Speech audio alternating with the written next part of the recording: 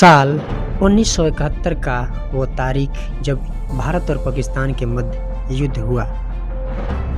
1947 में विभाजन के बाद पाकिस्तान दो हिस्सों में बंटा था, पश्चिमी पाकिस्तान और पूर्वी पाकिस्तान। दोनों के बीच लगभग 1600 किलोमीटर की दूरी थी। पूर्वी पाकिस्तान में बंगाली आबादी बहुसंख्यक थी, लेकिन राजनीतिक, आर्थिक और भाषाई अधिकार पूरी तरह से पश्चिमी पाकिस्तान के हाथों में थे।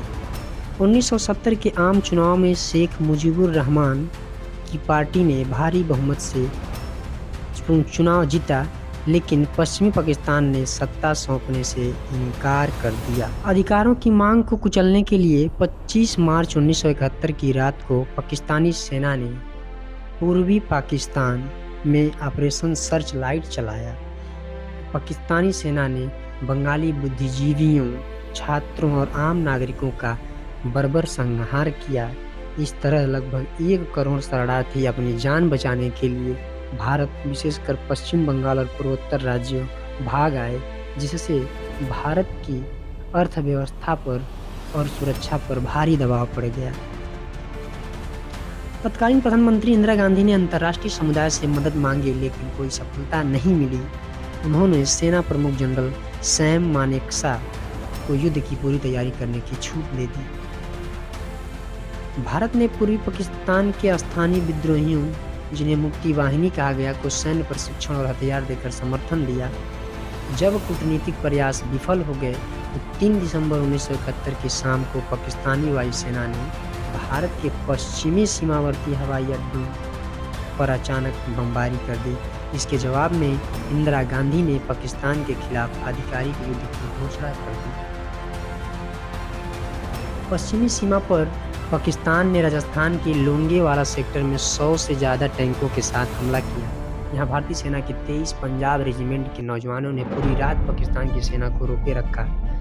इसके बाद सुबह होते ही भारतीय वायुसेना के हंटर विमानों ने पाकिस्तानी टैंकों के पर खच्चे उड़ा दिए। उसके बाद शुरू होती है भारतीय नौसेना की ऑपरेशन ट्राइडेंट। भारतीय नौसेना के तहत कराची बंदरगाह पर हमला कर पाकिस्तान के तेल डिपों और युद्ध पोतों को तबाह कर दिया। पूर्वी मोर्चे पर भारतीय सेना तेजी से राजधानी ढाका की ओर बढ़ रही। भारतीय सेना ने टंगेल में अपने 700 कमांडो को हवा से उतारा, जिससे पाकिस्तानी सेना घबरा गई और युद्ध के दौरान अमेरिका और ब्रिटेन पाकिस्तान का समर्थन कर रहे थे।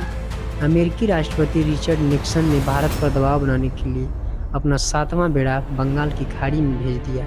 इसके जवाब में भारत ने सोवियत संघ रूस के साथ मैत्री संधि का उपयोग किया, जिसके बाद सोवियत संघ ने भी अपने परमाणु जंगी बेड़े भारत की रक्षा के लिए हिंद महासागर में तैनात कर दिए। भारतीय वायुसेना ने ढाका में गवर्नर हाउस पर सटीक बमबारी की, जिससे पाकिस्तानी प्रशासन पंगु हो गया। चारों तरफ से घिरने के बाद पूर्वी पाकिस्तान में पाकिस्तानी सेना के commander lieutenant general AKG Niazi ने आत्मसमर्पण का फैसला किया। 16 दिसंबर 1971 को शाम 4:15 बजे ढाका के रामना रेसकोर्स मैदान में जनरल नियाजी ने भारतीय पूर्वी कमान के प्रमुख लेफ्टिनेंट जनरल जगजीत सिंह अरोड़ा के सामने आत्मसमर्पण के दस्तावेजों पर हस्ताक्षर किए और अपनी रिवाल्वर सौंप दी। पाकिस्तान ने 93,000 सैनिकों को युद्धबंदी बनाया गया। पाकिस्तान के 93,000 युद्ध सैनिकों को बंदी बनाया गया। इसके साथ ही 17 दिसंबर 1971 को बांग्लादेश एक स्वतंत्र राष्ट्र के रूप में दुनिया के नक्शे पर उभरा, जो पूर्व में पश्चिमी पाकिस्तान का था और अब बांग्लादेश के रूप में दुनिया के नक्शे में अपनी जगह। भारत हर साल 16 दिसंबर को विजय दिवस के रूप में